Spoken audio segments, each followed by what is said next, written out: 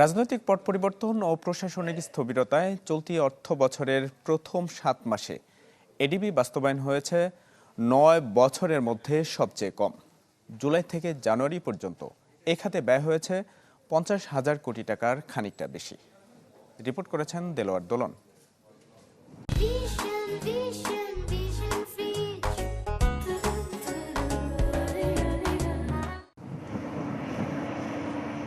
বিগত সরকার দায়িত্ব পালনকালে বিভিন্ন মন্ত্রণালয় ও বিভাগের চাহিদায় প্রকল্প অনুমোদন দিলেও বাস্তবায়নের অগ্রগতি আনতে পারেনি পরিকল্পনা কমিশন। এর মূলে দেশের রাজনৈতিক পট পরিবর্তন, সরকার পতন, প্রশাসনের স্থবিরতা। এ সময়ে বার্ষিক উন্নয়ন কর্মসূচি এডিপি বাস্তবায়নে দেখা দিয়েছে স্থবিরতা। ৯ বছরের মধ্যে সর্বনিম্ন পর্যায়ে পৌঁছেছে এ খাতের ব্যয়। চলতি ২০২৫-২৬ অর্থ বছরের প্রথম ৭ মাসে তথা জুলাই থেকে জানুয়ারি এডিপিতে ব্যয় হয়েছে ৫০,৫৫৬ কোটি টাকা।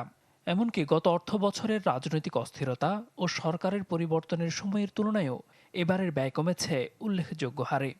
নতুন ঠিকাদার নিয়োগ দেয়া এটাতেও তো সময় লাগে, তো ওই জন্যেই আমার মনে হয় এই যে বাস্তবায়নের মাত্রাটা কমে গিয়েছিল।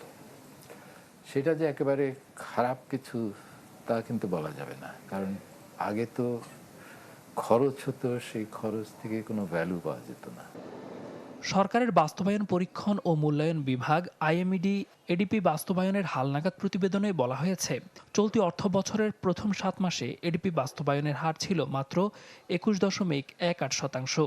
এর আগে ২০১৬-১৭ অর্থ বছরের একই সময়ে এডিপির অর্থ ব্যয় হয়েছিল ৩৯,৯৭৩ কোটি টাকা। এরপর থেকে প্রতি বছরই এ সময়ে ব্যয়ের পরিমাণ চলতি অর্থ বছরের চেয়ে বেশি ছিল। তথ্য বলছে, গত ২৪-২৫ অর্থ বছরের প্রথম ৭ মাসে মন্ত্রণালয় ও বিভাগগুলো এডিপিতে ৫৯,৮৭৬.৮৭ কোটি টাকা ব্যয় করতে সক্ষম হয়। সেই তুলনায় চলতি অর্থ বছরের একই সময়ে ব্যয় কমেছে ৯,৩২০.৫৮ কোটি টাকা। ব্যক্তি খাতের যে বিনিয়োগ দেশি উৎস থেকে এবং বিদেশি উৎস থেকে বিনিয়োগগুলো স্থবির হয়ে আছে। স্থবির হয়ে থাকার কারণে আমাদের এখানে কর্মসংস্থান বাড়ছে না, এবং কর্মসংস্থান হচ্ছে তরুণদের অন্যতম একটা আকাঙ্ক্ষা। বিগত বছরগুলোতেও বাস্তবায়নের হার বর্তমানের চেয়ে সন্তোষজনক ছিল, যা উঠে আসে আইএমইডির পর্যালোচনায়। দেলোয়ার দোলন, চ্যানেল 24, ঢাকা।